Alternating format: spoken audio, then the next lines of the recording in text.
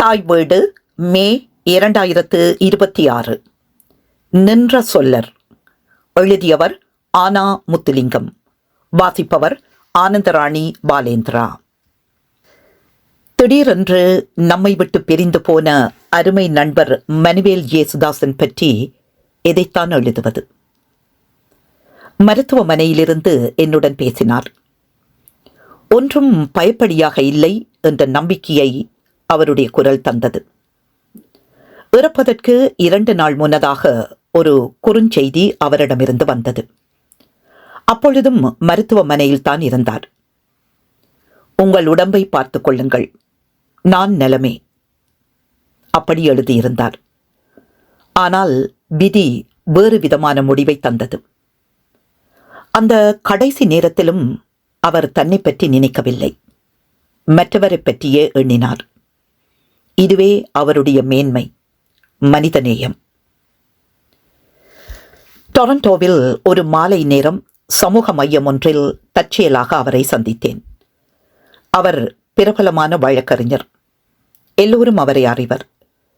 நான் அவருக்கு வணக்கம் சொன்னேன். அப்படித்தான் எங்கள் முதல் சந்திப்பு நிகழ்ந்தது. அவருடைய தமிழ் பற்று எங்களை அடிக்கடி சந்திக்க வைத்தது. தமிழுக்காக ஏதாவது செய்ய வேண்டும் என்ற உந்துதல் அவரிடம் இருந்தது. ஏற்கனவே கலை விழாக்கள் பல நடத்தியிருந்தார். நல்ல பாடகர். நாட்டுக்கூத்துகள் எழுதி மேடியேற்றியிருக்கிறார். இதுவெல்லாம் நான் கேள்விப்பட்டதுதான். ஆனால் என்னை முழுக்க அவர் பால் ஈர்த்தது அவர் எழுதி வெளியிட்ட 90 நாட்கள் நாவல் என்றுதான் சொல்ல வேண்டும். அதை பாராட்டி அவருடன் பேசினேன். அகதிகளின் பிரச்சினை பற்றி விவரிக்கும் சுவையான நூல். புதிதாக கனடாவுக்கு வருபவர்களிடம் அந்த புத்தகத்தை படிக்கச் சொல்லி படிக்க வைத்தேன். பலர் அதனால் பயன்பெற்றார்கள். அவர் பெயர் பிரபலமாகியது. இந்தியாவிலும் அந்த புத்தகம் பேசப்பட்டது. அப்போது தமிழ் இலக்கிய தோட்டம் இலக்கியத்துக்கான பல விருதுகளை வருடா வருடம் வழங்கி வந்தது. இலக்கிய தோட்டத்துக்கு தலைவராக திரு மனுவேல் ஜேசுதாசன் ஒருமனதாக தேர்ந்தெடுக்கப்பட்டார். இவர் சட்டத்திறனியாதலால் இலக்கிய தோட்டத்துக்கு ஆரம்பத்தில் ஏற்பட்ட சில சட்ட குழப்பங்களை தீர்த்து வைத்தார். தமிழ் இலக்கிய தோட்டத்தை சரியான பாதையில் வழி நடத்தியதுடன் விருதாளர்கள் தேர்விலும் நல்ல ஆலோசனைகளை வழங்கினார். இவர் கொடை வள்ளல் என்பது எல்லோரும் அறிந்ததே. தமிழையும் தமிழ் கலாசாரத்தையும் வளர்க்கும் எந்த அமைப்புக்கும் உதவினார்.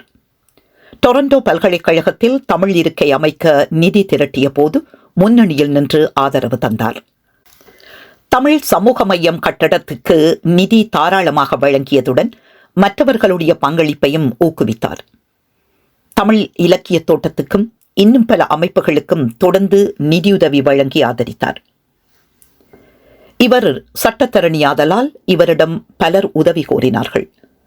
புதிதாக குடியேறியவர்கள் பலரை நான் அவரிடம் ஆலோசனைக்கு அனுப்பியிருக்கிறேன். அவர்களுக்கு தயங்காமல் தன் நேரத்தை கொடுத்து அறிவுரை சொல்லியுள்ளார். ஆனால் பணம் வாங்க மறுத்துவிட்டார்.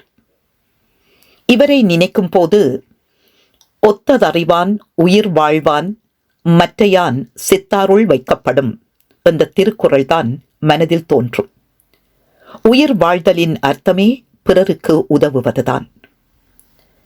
இவரும் மோனிகாவும் எங்கள் வீட்டுக்கு அவ்வப்போது வருவார்கள்.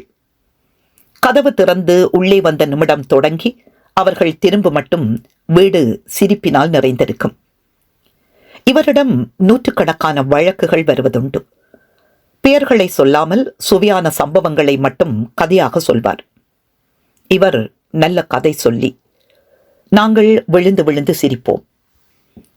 இவரை நினைக்கும் போதெல்லாம் நின்ற சொல்லர் நீடுதோறு இனியர் என்ற வரிகள் மனதில் வரும். 2000 வருடங்களுக்கு முன்னர் யாரோ இவருக்காக எழுதி வைத்து விட்டு போனது போல இருக்கும். இவர் சொன்ன வார்த்தையில் எப்போதும் நிற்பவர். பழகுவதற்கு என்றென்றும் இனிமையானவர். ஒன்டாரியோ முது தமிழர் மன்றத்தின் தலைவராக அவர் தேர்ந்தெடுக்கப்பட்ட பின்னர் அவருடைய வேலைப்பளு 2 மடங்காகியது. இரவும் பகலுமாக அதற்கு உழைத்தார். நிறைய கூட்டங்களுக்கும் சந்திப்புகளுக்கும் நேரம் ஒதுக்கினார். பயணங்களும் அவருடைய நேரத்தை எடுத்தன. இத்தனை பணிகளுக்கும் நடுவில் அவர் கனடா முதியோர் நிலைமை குறித்து ஒரு நாடகம் எழுதி இயக்கி அரங்கேற்றினார். பெருந்திரளான மக்கள் நாடகத்தை பார்த்து பாராட்டினார்கள். நான் பார்த்துவிட்டு நாடகத்தை மெச்சி அவருக்கு ஒரு கடிதம் எழுதினேன். அதன் வெற்றி இன்னும் நிறைய செய்ய வேண்டும் என்ற உத்வேகத்தை அவருக்கு அளித்தது. டொரண்டோவில் இவர் வாழ்க்கையின் உச்சமான சம்பவம் ஒன்று ஜூலை 6, 2013 அன்று நடந்தது. இயேசுதாசனின் தந்தையார் புகழ்பெற்ற நாட்டுக்கூத்து கலைஞர். சிறுவயதிலிருந்தே இயேசுதாசன் நாட்டுக்கூத்துகளில் தகப்பனாருடன் பங்கேற்றிருக்கிறார். கனடாவுக்கு குடிபெயர்ந்த காலத்திலிருந்து தானே இயக்கிய நாட்டுக்கூத்துகள் பலவற்றை மேடியேற்றியிருக்கிறார். அப்படி ஒன்றுதான் 2013 நடந்தது. கனடாவின் புகழ்பெற்ற சானி சென்டரில் வட அமெரிக்க தமிழ்ச்சங்க பேரவை நடாத்திய வருடாந்த விழாவில் வேந்தனின் சீற்றம் என்ற நாட்டுக்கூத்து 1000 பார்வையாளர்களின் முன் மேடையேற்றப்பட்டது. டொரண்டோ ஸ்டார் பத்திரிகையில் நாட்டுக்கூத்தையும் இயேசுதாசனையும் பாராட்டி எழுதிய கட்டுரை வெளிவந்திருந்தது.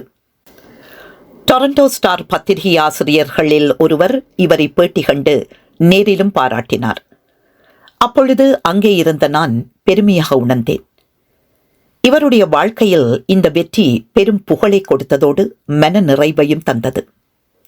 தன் தகப்பனாருக்கு இதை அர்ப்பணித்தது தன் வாழும் வாழ்க்கையை பொருள் உள்ளதாக மாற்றியதாக அவர் உணர்ச்சி பொங்க என்னிடம் கூறியிருக்கிறார்.